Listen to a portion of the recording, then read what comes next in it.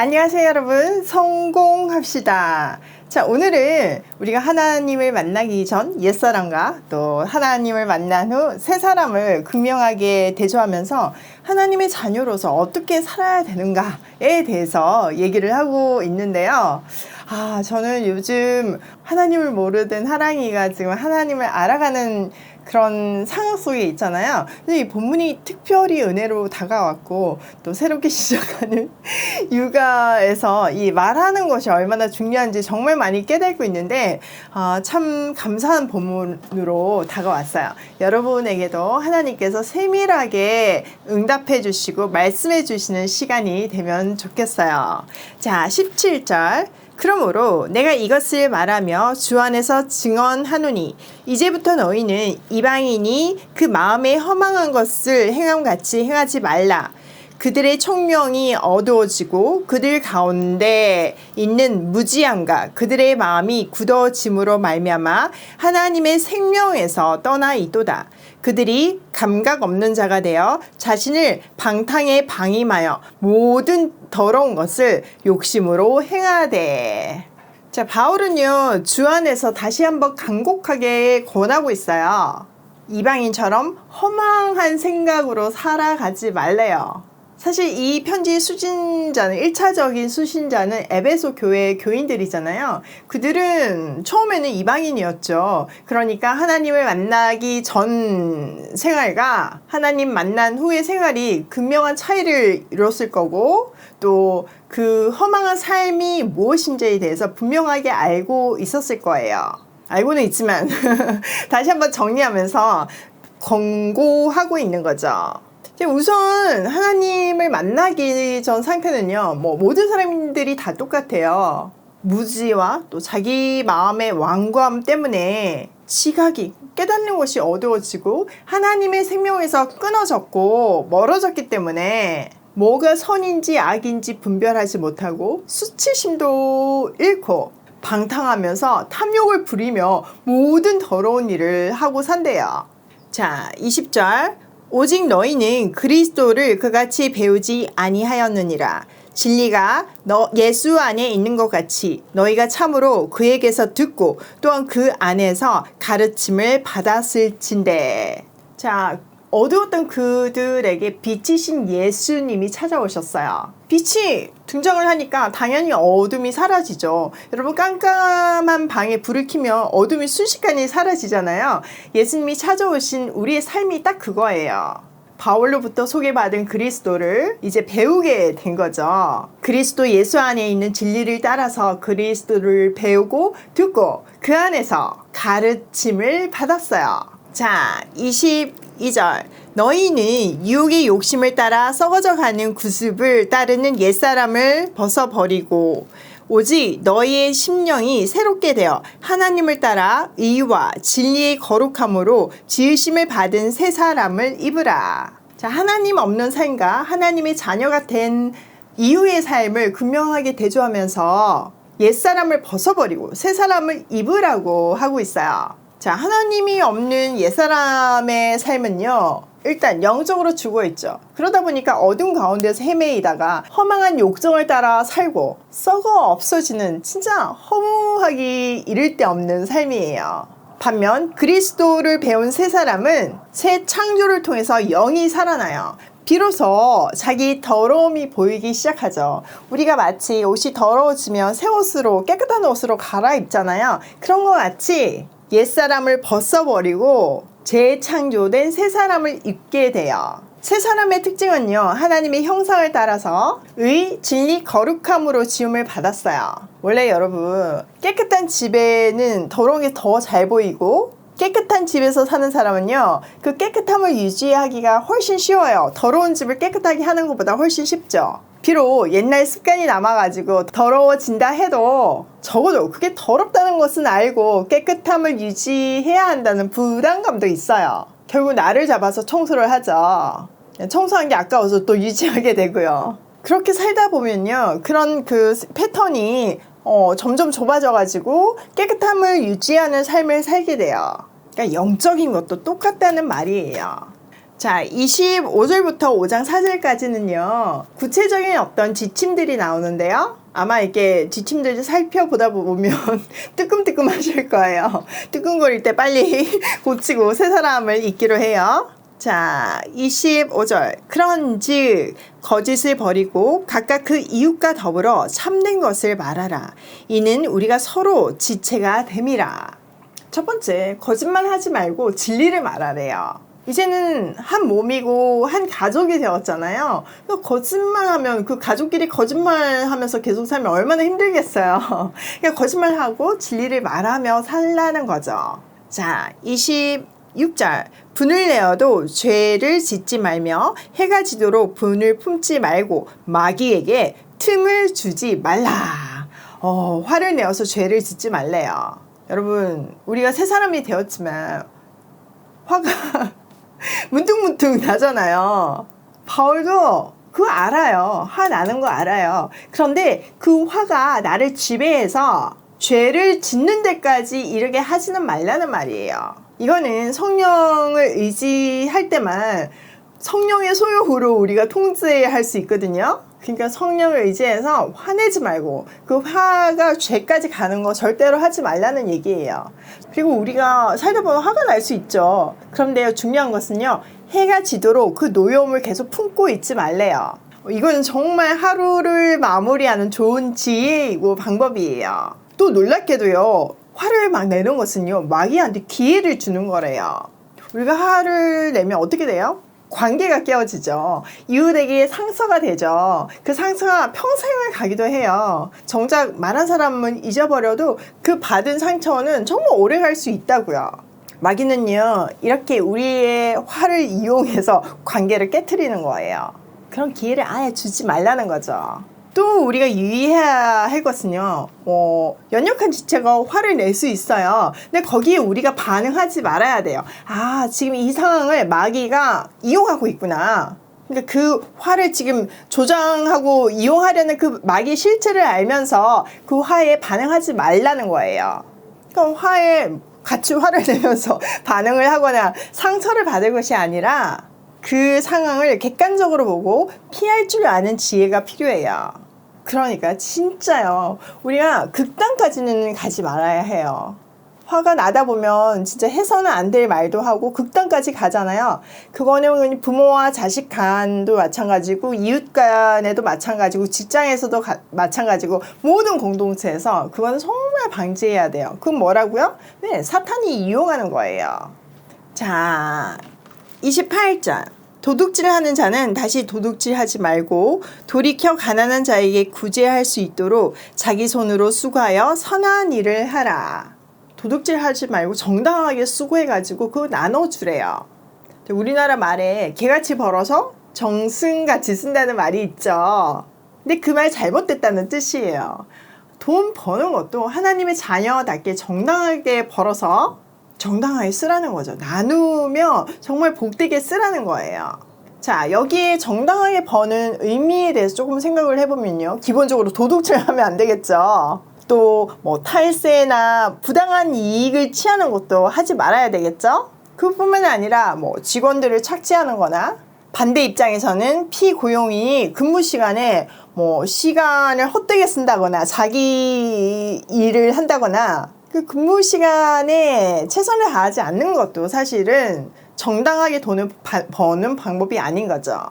또 사람들의 건강을 해치는 마약이나 담배나 술 이런 걸 팔아서 돈을 버는 것도 사실 크리스찬이 해서는 안 되는 일들이에요. 자, 그러면 우리는 어떻게 살아야 되는가? 29절 보세요. 무릇 더러운 말은 너희 입 밖에도 내지 말고 오직 덕을 세우는데 소용되는 대로 선한 말을 하여 듣는 자들에게 은혜를 끼치게 하라.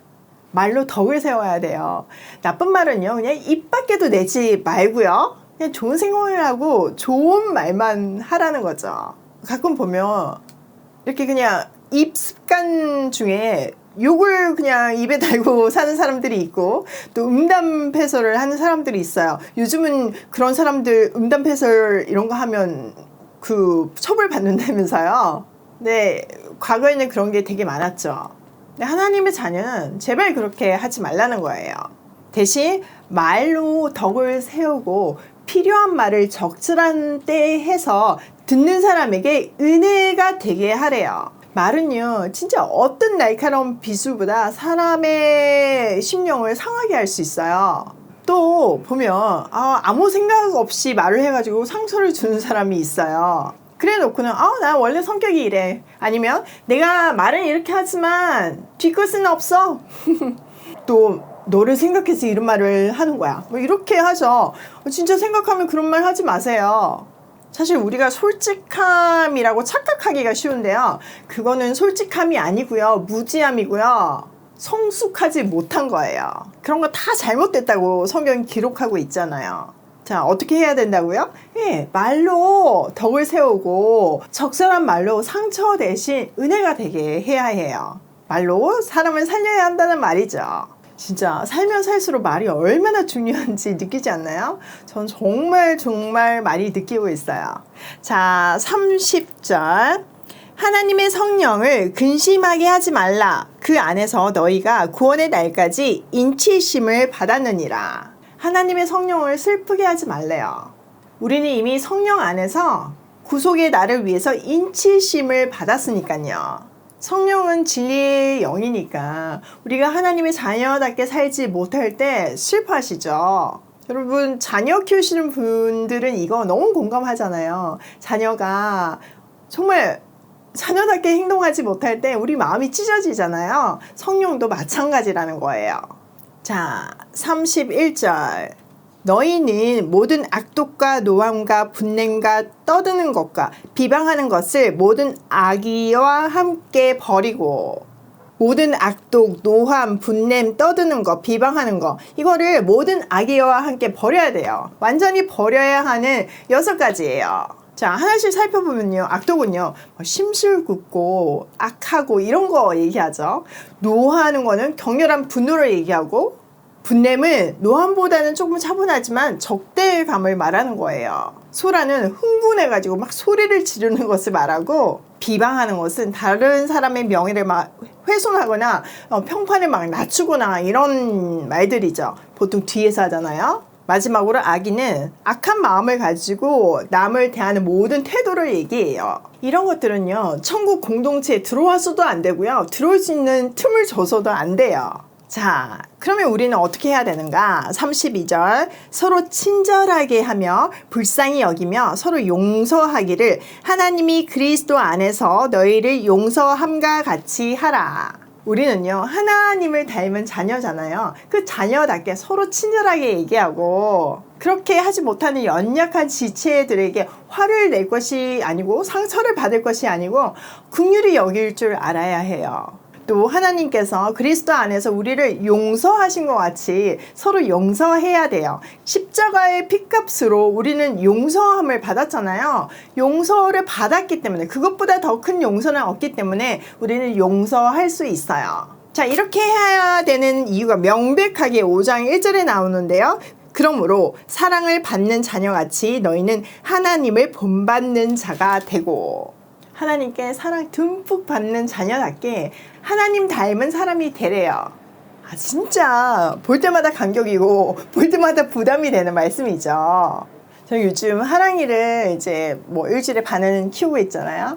그 아이를 키우면서 에베소서를 묵상하니까 새롭기도 하고요. 정말 훨씬 더 감동스럽고 가슴에 확 와닿는 표현들이 많더라고요. 하나님을 전혀 모르던 문화에서 살던 하랑이가 우리 집을 경험하면서 하나님을 알게 되었어요. 저도요, 하나님 모르던 시절이 있었잖아요. 그 시절이 떠올라가지고 문득 뭉클하더라고요.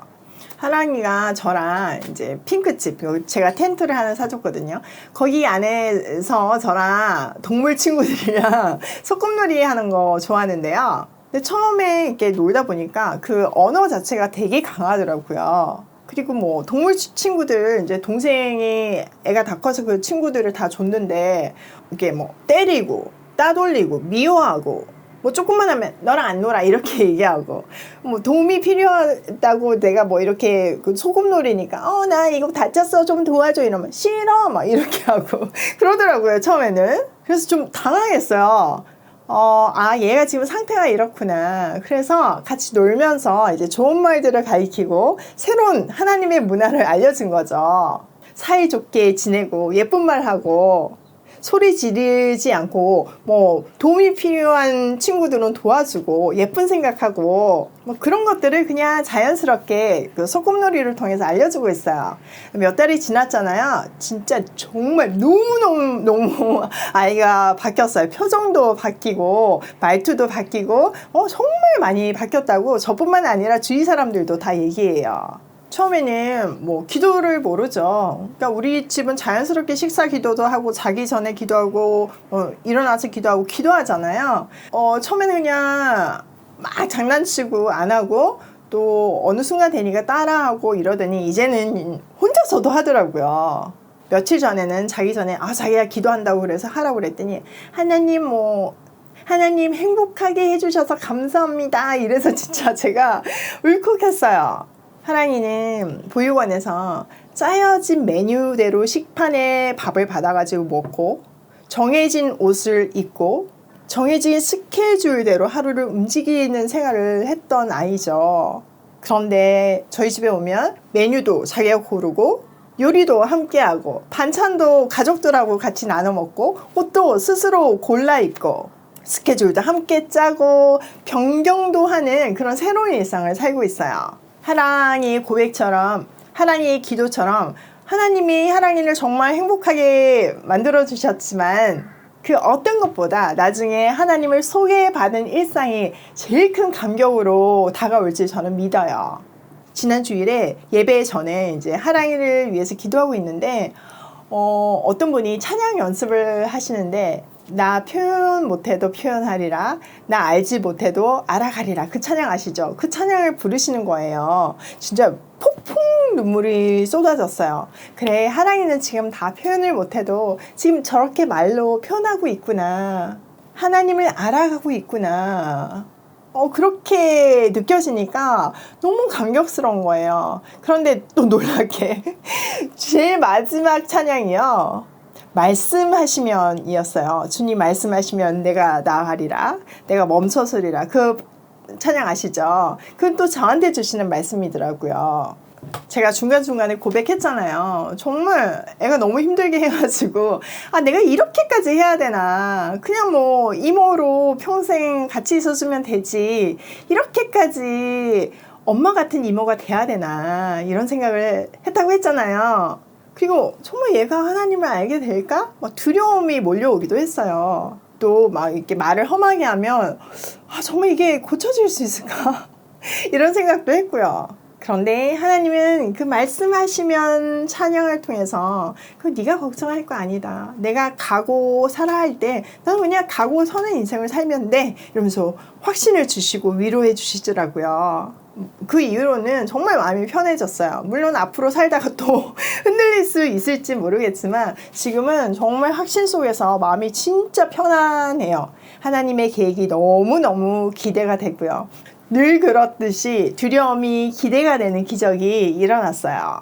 여러분들도 다 보육원 아이들의 더해진 가족, 더가족이잖아요. 또 하랑이의 가족이시잖아요. 그러니까 우리 집뿐만 아니라 여러분의 사랑 속에서 커갈 하랑이, 또 하랑이 외에 수많은 아이들, 그 아이들의 미래가 너무 기대돼요. 우리 하랑이의 이름, 하나님의 사랑으로 세상을 살리는 아이가 되라고 제가 지어줬거든요. 그런 아이가 되게 지금 보육원에서 자라고 있는 그 수많은 아이들이 하나님의 사랑으로 세상을 살리는 아이들이 되길 소망해요. 또 하랑이를 택하신 그 놀라운 은혜에 우리 가정을 통로로 또 우리 오이 패밀리를 통로로 사용해 주셔서 너무 감격스럽고 감사해요. 자, 오늘 내용을 우리 삶에 한번 적용을 해보면요. 첫 번째, 하나님께 사랑받는 자녀답게 살자. 여러분, 사랑받는 자녀는요, 티가 나잖아요. 진짜 사랑 많이 받은 티가 나잖아요. 우리도 그 사랑 많이 받은 티 팍팍팍 내면서 살기로 해요. 두 번째, 마귀에게 틈을 주지 말자. 화내고 나쁜 말하고 강한 말하고 상처 주는 말, 이거 다 마귀가 이용하는 기회예요. 그러니까 그런 틈을 주지 마세요. 세 번째, 성령을 슬프게 하지 말자. 우리가 화내고 나쁜 말 하고 하나님 자녀답게 살지 못할 때 성령이 슬퍼하시죠? 그러니까 적절한 말로 사람을 세우고 살리고 친절하고 긍휼히 여길 줄 알며 용서하며 나누며 살기로 해요. 우리 이미 다 받아봤으니까 하나님한테 뭐 말도 못하게 받아봤으니까 할 수 있어요. 오늘도 사랑받는 팁 팍팍 내는 그런 하루가 되길 소원하며 고우싱해요.